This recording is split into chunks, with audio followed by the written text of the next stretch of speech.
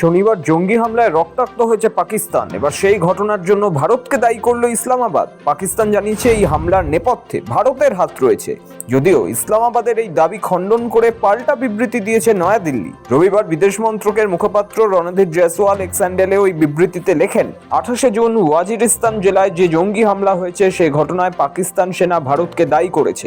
ইসলামাবাদের এই দাবির কড়া নিন্দা জানায় ভারত এবং পাকিস্তানের সেই দাবি প্রত্যাখ্যান করছে ভারত। শনিবার পাকিস্তানের খাইবার পাখতুনখোয়া প্রদেশের উত্তর ওয়াজিরিস্তান জেলায় একটি বিস্ফোরক ভর্তি গাড়ি সেনা কনভয়ে ধাক্কা মারে। মৃত্যু হয়েছে 16 জন জওয়ানের। সাধারণ বাসিন্দা সহ আহত হয়েছেন 29 জন। এই হামলার দায় স্বীকার করেছে তেহরিক-ই-তালিবান পাকিস্তানের শাখা সংগঠন হাফিজ গুল বাহাদুর।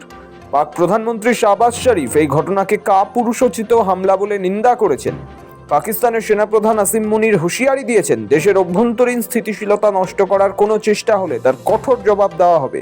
একই সঙ্গে পাকিস্তান সেনাবাহিনী কোনো প্রমাণ ছাড়াই দাবি করেছে এই হামলা ভারতের মদতপুষ্ট কোনো গোষ্ঠী চালিয়েছে। যদিও ইসলামাবাদের এই দাবি খণ্ডন করে পাল্টা বিবৃতি দিয়েছে নয়াদিল্লি।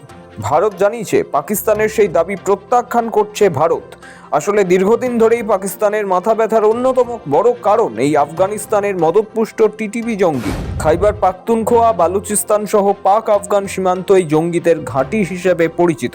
সেখান থেকে প্রায়শই পাক সেনাবাহিনীর উপর চলে মারণ হামলা। এদিকে এই অঞ্চলগুলোর মধ্য দিয়ে গিয়েছে চীন পাকিস্তান অর্থনৈতিক করিডর বা সিপিইসি।